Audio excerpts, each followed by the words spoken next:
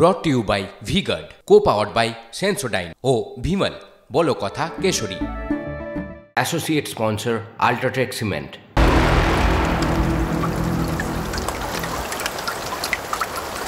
আর এবার একটু রাজ্যের যে দুর্যোগের দুর্ভোগের ছবি আপনাদের সামনে তুলে ধরবো, বিশেষ করে কলকাতার বিভিন্ন জায়গায় ঝড় বৃষ্টি এবং তার পাশাপাশি বজ্রপাতের খবর পাওয়া যাচ্ছে। এবং যেহেতু বজ্রপাত হচ্ছে তাই প্রত্যেকেই সতর্ক থাকতে বলা হচ্ছে। কিন্তু কলকাতায় কতক্ষণ এই বৃষ্টি থাকবে আর কোথায় কোথায় এই বৃষ্টির পূর্বাভাস রয়েছে জানাবেন আমাদের প্রতিনিধি কমলেশ, তার সঙ্গে কথা বলবো। কমলেশ, এখনো পর্যন্ত ঠিক কি বলা হয়েছে? কলকাতায় কি শুধুমাত্র বৃষ্টি হবে? কতক্ষণ সেই বৃষ্টি হতে পারে এবং রাজ্যের কোথায় কোথায় বৃষ্টির পূর্বাভাস রয়েছে? দেখো, আজকে দুপুরের দিকে প্রথম বৃষ্টি শুরু হয়েছিল দক্ষিণ 24 পরগনা। মূলত উপকূলের দিক থেকেই মেঘটা বড় হতে শুরু করে এবং দক্ষিণ 24 পরগনা, পরবর্তীকালে কলকাতা, হাওড়া, উত্তর 24 পরগনাতেও ঝেঁপে বৃষ্টি হয়েছে। এখনো অনেক জায়গায় বৃষ্টি হচ্ছে। আবহাওয়াবিদরা যেটা বলছেন যে উপকূলের দিক থেকে মেঘটা ক্রমশ দক্ষিণবঙ্গের ভেতর দিকে সরে যাচ্ছে, ফলে উপকূল লাগোয়া যে অংশগুলো রয়েছে দক্ষিণ 24 পরগনায় আস্তে আস্তে বৃষ্টি কমে আসবে এবং কলকাতাতেও বৃষ্টি আরো কিছুক্ষণ হবে, কিন্তু আস্তে আস্তে তার তীব্রতা কমবে কলকাতা এবং কলকাতা লাগোয়া জানতে চাইবো, যেহেতু আজকে সপ্তাহের মধ্যখানের দিন তাই অফিস যাত্রীদের একটা চাপ তো থাকে, যাওয়া আসার চাপ থাকে। এখন বৃষ্টি হচ্ছে, হ্যাঁ এখন একটু টিফিন টাইম, কিন্তু বিকেল 5টা পড়তে কলকাতা থেকে ফেরার একটা ব্যাপার থাকে যারা কলকাতার সংলগ্ন জায়গা থেকে আসেন কলকাতায় কাজের জন্য, অফিসের জন্য। তো সেই সময় কি বৃষ্টির কোনো রকম পূর্বাভাস রয়েছে? দেখো, এই মুহূর্তের এই বজ্রগর্ভ মেঘ যেটা এই মুহূর্তে রয়েছে সেটা আস্তে আস্তে সরে যাচ্ছে, ফলে আগামী খানিকক্ষণে হয়তো কলকাতার বৃষ্টিটা কমে আসবে। কিন্তু পরবর্তীকালে যদি নতুন করে আবার বজ্রগর্ভ মেঘ সৃষ্টি হয় তাহলে ব্যাপার, কিন্তু সেটা হলে নিশ্চয়ই পূর্বাভাস দেওয়া হবে। কিন্তু তার পূর্বাভাস এত আগে খুব ক্লিয়ারলি বলে দেওয়া সম্ভব না যে 3 ঘন্টা পরেও আবার বৃষ্টি হবে কিনা। কিন্তু কলকাতা থেকে যেদিকে মেঘটা যাচ্ছে, অর্থাৎ দক্ষিণবঙ্গের অন্য জেলায় কিন্তু হুগলি, নদিয়া, এই জেলাগুলোতে পরবর্তীকালে বৃষ্টি বাড়বে যত বিকেলের দিকে আমরা যাবো। মানে কলকাতা সংলগ্ন জেলাগুলিতে বৃষ্টির পূর্বাভাস জারি রয়েছে, বিশেষ করে হাওড়া, ইতিমধ্যে সেখানে বৃষ্টি হচ্ছে, আমরা সেই ছবি আমাদের দেখালাম। এবং কলকাতায় যে বৃষ্টি হয়েছে, কিছুক্ষণ আগে থেকে বৃষ্টি শুরু হয়েছে, এই কিছুক্ষণের বৃষ্টিতে কিন্তু আমরা দেখলাম বেশ কিছু জায়গায় জল জমে গিয়েছে। আর এই জল জমার কারণে বিভিন্ন জায়গায় সমস্যার তৈরি হয়েছে, বিভিন্ন জায়গায় জল জমতে শুরু করে দিয়েছে, যানজট দেখা দিয়েছে, যান চলাচলের সমস্যা দেখা দিয়েছে। আপনারা দেখছেন সেই ছবি, মানে সেক্টর 5-এ বিভিন্ন জায়গায় জল জমে গিয়েছে, আরো বেশ কিছু জায়গায় জল জমার ছবি ধরা পড়ছে। আমাদের সঙ্গে দুই প্রতিনিধি সুচরিতা এবং শ্রাবন্তী এর সঙ্গে রয়েছেন। সুচরিতা, তুমি যেখানে রয়েছো সল্ট লেকে রয়েছো, আমি দেখতে পাচ্ছি তোমার পিছনের দিকটাতে মানে অনেকটাই জল জমে রয়েছে। মানে ঠিক কি অবস্থা তুমি যেখানটা রয়েছো একটু যদি দেখানো সম্ভব হয়? দেখো, এই যে হঠাৎ করে যে বৃষ্টিটা এসে তার জন্য তৈরি ছিল না শহরবাসী, এবং এই মুহূর্তে সল্ট লেক কিন্তু একদম বলতে পারো জলের তলে, এবং সারি দিয়ে সমস্ত যে গাড়িগুলো আছে সেগুলো দাঁড়িয়ে আছে। এবং অবশ্যই যেখান থেকে আমরা এলাম আমাদের অফিসের সামনে থেকেও সেখান থেকে আসতে বেশ বেগ পেতে হয়েছে।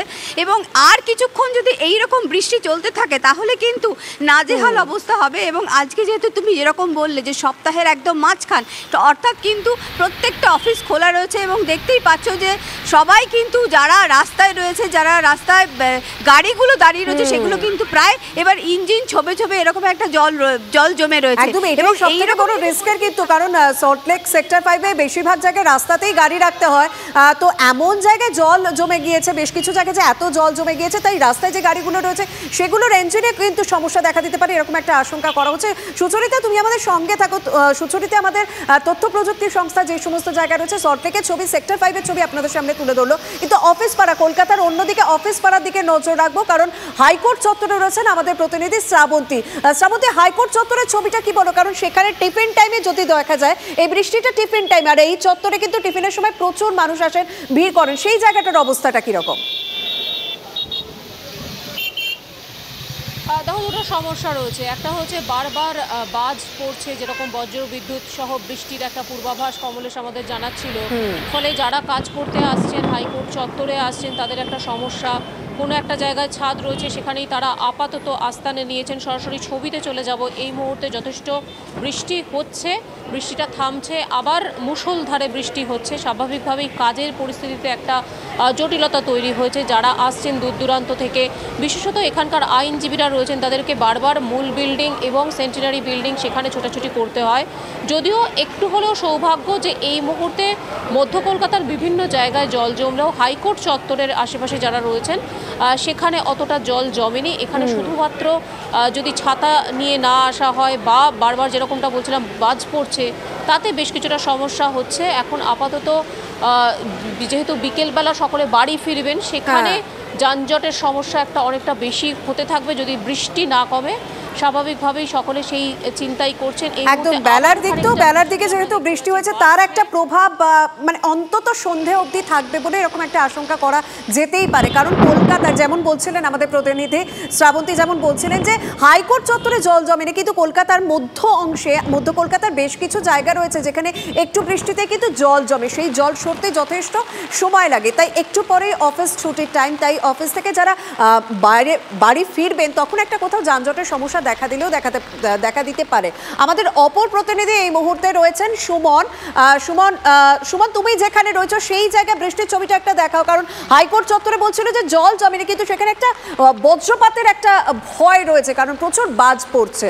আলিপুর চত্বরে তুমি রয়েছো, আর আলিপুরের বেশ কিছু জায়গা রয়েছে যেখানে আমরা জানি যে জল জমা একটা প্রধান সমস্যা। তুমি যেখানে রয়েছো কি অবস্থা?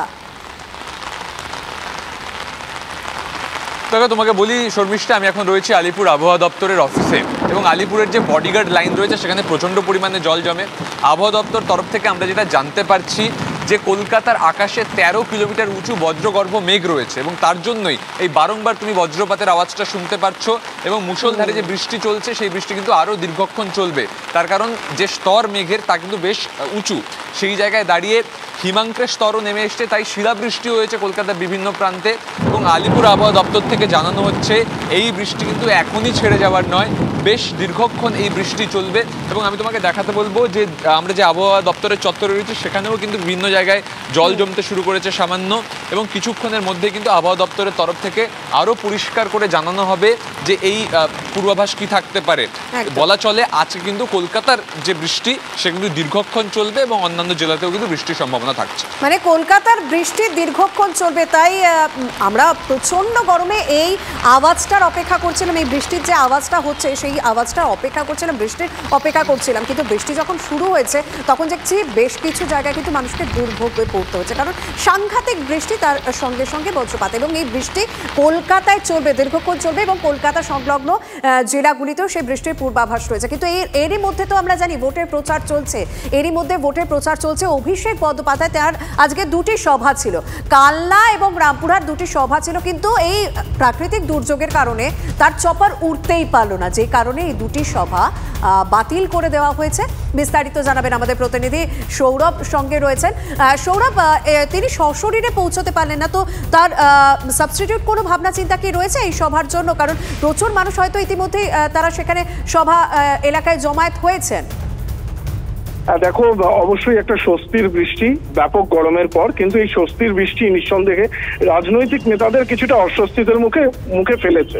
আজকে অভিষেক বন্দ্যোপাধ্যায়ের নির্বাচনী প্রচার ছিল কালনা এবং রামপুরহাটে, এই দুটি মিটিংয়েই কিন্তু তার যাওয়ার কথা ছিল চপারে, কিন্তু পরিবেশ আবহাওয়া যে পরিস্থিতিতে হয়ে আছে সেখানে চপার কোনোভাবেই উঠতে পারবে না, তাই একেবারে শেষ মুহূর্তে এই চপার যাত্রা বাতিল করা হয় এবং এই দুটি সভাতেই ভার্চুয়ালি বক্তব্য রাখছেন, আর কিছুক্ষণের মধ্যেই বক্তব্য রাখবেন অভিষেক বন্দ্যোপাধ্যায়, যেটা তার কলকাতার অফিস থেকেই তিনি ভার্চুয়ালি বক্তব্য রাখবেন।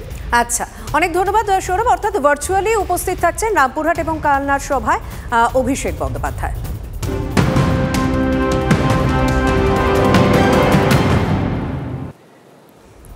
এবার পুরোপুরি বহরমপুরে ভোটের খবরের দিকে নজর রাখি। বহরমপুরে সেখানে প্রার্থীকে কংগ্রেসের পক্ষ থেকে প্রার্থী অধীর রঞ্জন চৌধুরী 5 বারের সাংসদ, এবং তিনি বেশ কিছু অভিযোগ জানিয়েছিলেন। এরপরে কিন্তু আমরা দেখলাম যে ভোটের আগে একটা কড়া পদক্ষেপ নেওয়া হলো কমিশনের পক্ষ থেকে। পক্ষপাতের অভিযোগ ছিল, যে কারণে পক্ষপাতের অভিযোগ brought to you by V-Guard, co-powered by Sensodyne ও ভিমল, বলো কথা কেশরী। Associate sponsor UltraTech cement.